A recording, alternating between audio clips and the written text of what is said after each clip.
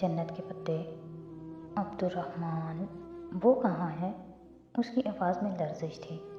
वो सुबह आया था, मुझे इतना सारा डांट कर गया है। उसने कहा वो जा रहा है और ये भी कि वो अब मुझसे मिलने नहीं आएगा। किधर किधर गया है वो? एकदम बहुत से आंसू उसकी पलकों पे आ रुके थे। मुझे नहीं पता, मगर वो जैसे ठहरी, उसने कहा था कि उसने तुम्हें आने से कुछ दिन पहले बता दिया था कि वो किधर जाएगा। तुम्हें पता है हया? नहीं, वो हैरान हुई। उसने मुझे तो नहीं बताया। आंखें उसने हाथ से रगड़ कर साफ की। मगर तुम फिक्र मत करो बहारी, मैं अगले हफ्ते तुर्की आऊँगी ना। मुझे अपनी क्लियरेंस करवानी है, तब मैं और तुम मिलकर उसे ढूंढेंगे। हम उसे ढूंढ लेंगे। तुम मेरे आने तक वहाँ होगी ना? मुझे नहीं पता, मुझे कुछ नहीं पता। वो जैसे सारे ज़माने से खफा हो रही थी। उसने फ़ोन बंद कर दिया। कितनी ही देर वो सर डेस्क पे रख कर आंखें बंद किए बैठी रही। उसका जहन सिर्फ एक ही बात पर मरकूज़ था। जहान ने उसे जाने से कबल नहीं बताया था कि वो कहाँ जा रहा है। फिर उसने बहारे को ऐसा क्यों कहा? ये वीडियो पुरानी थी, जबकि बहारे ने जाने से कुछ दिन कबल के अल्फाज इस्तेमाल किए थे। कब बताया था जहान ने उसे? जब वो अपनी चीज़ें समेट कर उठी तो अभी उसका जहन उलझा हुआ था। शाम ढल चुकी थी, सब जा चुके थे। वो शायद अकेली रह गई थी। जब वो लिफ्ट में दाखिल होने लगी तो ताया फुरकान भी साथ ही दाखिल हुए। आप अभी तक यहीं हैं? वो उनको देखकर ज़रा हैरान हुई थी। कुछ कागजात लेने आया था, वो उसी सर्द महर लहजे में बोले। तनाव और बर्फ़ की दीवार अभी तक बीच में हायल थी। उसे फिर से अम्मा पे गुस्सा आया कि क्या ज़रूरत थी ज़फ़र को बुलवाने की। वो गाड़ी छोड़कर चला जाता, वो खुद ड्राइव करके आ जाती। उनका एहसान लेना ज़रूरी था। और जहान, उसने कब बताया था कि वो किधर जा रहा है? लिफ्ट ग्राउंड फ्लोर पे रुकी तो उसने पीछे हटकर ताया अब्बा को रास्ता दिया। वो निकल गए तो वो सुस्त रवि से उलझी उलझी सी चलती बाहर आई। जहान ने कब बताया? झूले पे उस रात या अस्पताल में, जब वो दोनों अब्बा के पास थे? बात सुनो मेरी। वलीद पता नहीं कहाँ से सामने आया था। हया बेइख्तियार एक कदम पीछे हुई। लॉबी खाली थी, सिवाय शीशे के दरवाजे के साथ खड़े गार्ड के, जो उन्हीं को देख रहा था। क्या है? अगर तुमने सलमान अंकल से कुछ कहने की कोशिश की तो मैं तुम्हारे साथ बहुत बुरा करूँगा। उंगली उठाकर चबा चबा कर बोलता वो उसे तंबी कर रहा था। हया ने कोफ्त से उसे देखा। ये धमकियाँ किसी और को दो, मैं जा रही हूँ घर, और मैं अब्बा को सब साफ साफ बता दूँगी। कर लो जो तुम करना चाहते हो। अपनी सारी फ्रस्ट्रेशन निकाल कर वो उसके एक तरफ से निकल कर आगे बढ़ गई। वलीद कुछ कहे बिना तेज़ कदमों से चलता उसके दाएं तरफ से गुजर कर बाहर निकल गया। वो गार्ड को मामूल की हिदायत देने के बाद बाहर की सीढ़ियाँ उतरने लगी। बाहर आसमान नीलाहट भरी स्याही से भरा जा रहा था। वो अब भी जहान के बारे में सोच रही थी। उसने कब बताया था उसे कि वो कहाँ जा रहा है? वो सीढ़ियाँ उतरकर अब एक तरफ बने पार्किंग एरिया की तरफ बढ़ने लगी। उसकी गाड़ी दूसरी तरफ खड़ी थी। उस तक पहुंचने के लिए उसे चंद कदम इस लंबी चौड़ी रोश पर चल कर जाना था। वो बहुत गायब दिमागी से कदम उठा रही थी। अगर जहान कह रहा था उसने हया को बताया था तो उसने बताया होगा। वो सीधी तरह कोई भी बात नहीं कहता था। उसकी हर बात पहेली होती थी। आखिर उसने कब बताया था? रोश पे चलते हुए उसने जहन पर जोर डालने की कोशिश की। कहीं दूर से उसे कोई पुकार रहा था। उसके नाम की पुकार बार बार बढ़ रही थी। वो इतनी उलझी हुई थी कि सुन ही नहीं पाई।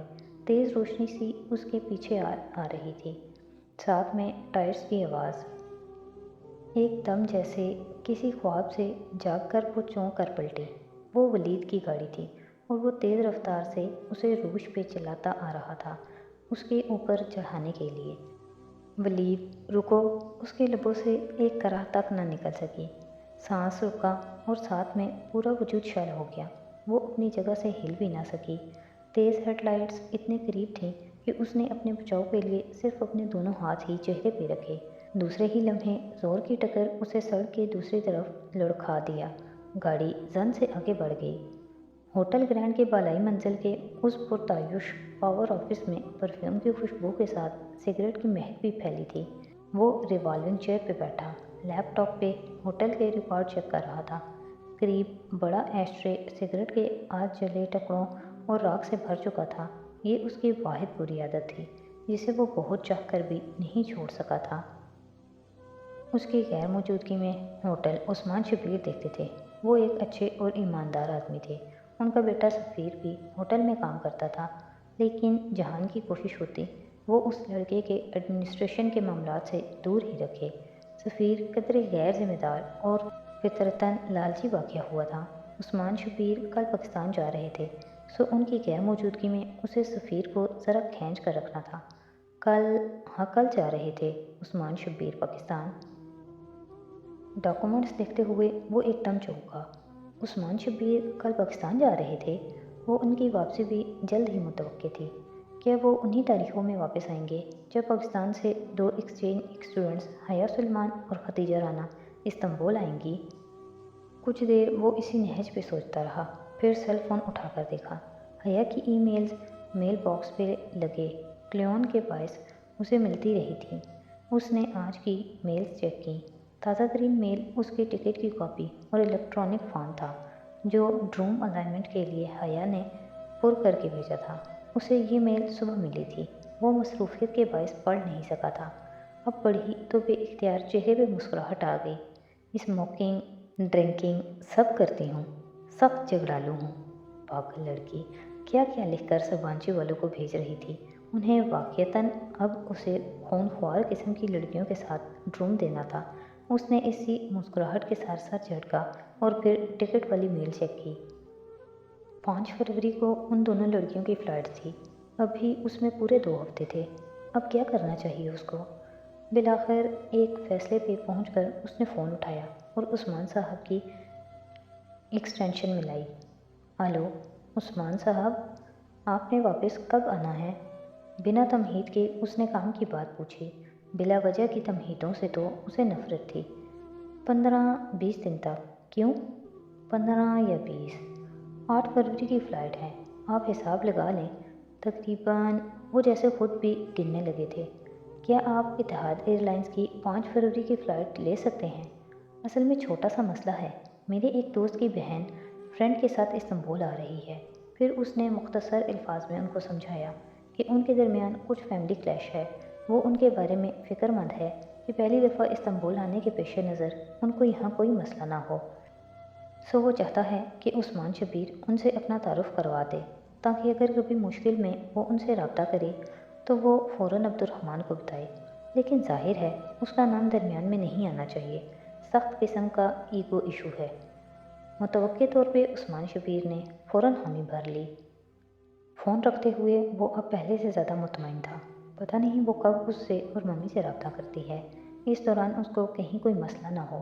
وہ اس کی بیوی تھی، اس کی ذمہ داری، اور اگر وہ جان بھی لے کہ عثمان شبیر عبد الرحمن پاشا کے کہنے پہ یہ سب کر رہے تھے، تب بھی وہ یہ سب نہیں جان سکتی تھی کہ عبد الرحمن پاشا کون تھا۔ آخر جان بھی وہ کیسے سکتی تھی؟ عبد الرحمن پاشا یا عبد الرحیم پاشا؟ یہ دونوں حبیب پاشا کی پہلی بیوی کی اولاد تھے۔ حبیب پاشا ایک درمیانی درجے کے بھارتی بزنس مین تھے۔ وہ کچھ وجوہات کی بنا پر پہلی بیوی اور 2 بیٹوں کو چھوڑ کر کئی برس قبل استنبول آ گئے تھے۔ ترکی میں انہوں نے امت اللہ نامی خاتون سے شادی کی اور پھر یہیں کے ہو کر رہ گئے۔ ان دونوں کا ایک ہی بیٹا تھا، طیب حبیب پاشا المعروف پاشا بے۔ بیوقدہ میں امت اللہ کا خاندانی گھر وہ عثمانی طرز کا سفید محل تھا۔ طیب حبیب ابھی چھوٹا تھا جب حبیب پاشا کا انتقال ہو گیا۔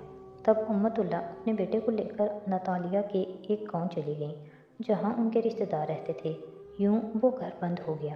کئی برس وہ گھر بند رہا۔ پھر طیب حبیب جوانی کی دہلیز عبور کرتے ہی فکر معاش کی خاطر دلار پہ آ گیا۔ اس نے وہ گھر کھولا اور پھر ایک شہزادے کی طرح جینے کی خواہش کے ساتھ بیوقدہ رہنے لگا۔ دور اناطالیہ کے ایک چھوٹے سے گاؤں میں بیٹھی اس کی سادہ سی ماں نہیں جانتی تھی کہ وہ ادلار میں کیسے لوگوں میں اٹھتا بیٹھتا ہے۔ امت اللہ نے بہت دفعہ چاہا کہ وہ بیٹے کے پاس بیوقدہ چلی آئے، مگر طیب حبیب نے ایسا کبھی نہیں ہونے دیا۔ اس کی ماں اس کی کمزوری تھی، وہ اسے بہت عزیز تھی، اور وہ جانتا تھا کہ جس دن اس کی ماں کو معلوم ہوا کہ وہ مافیا کا حصہ بن چکا ہے۔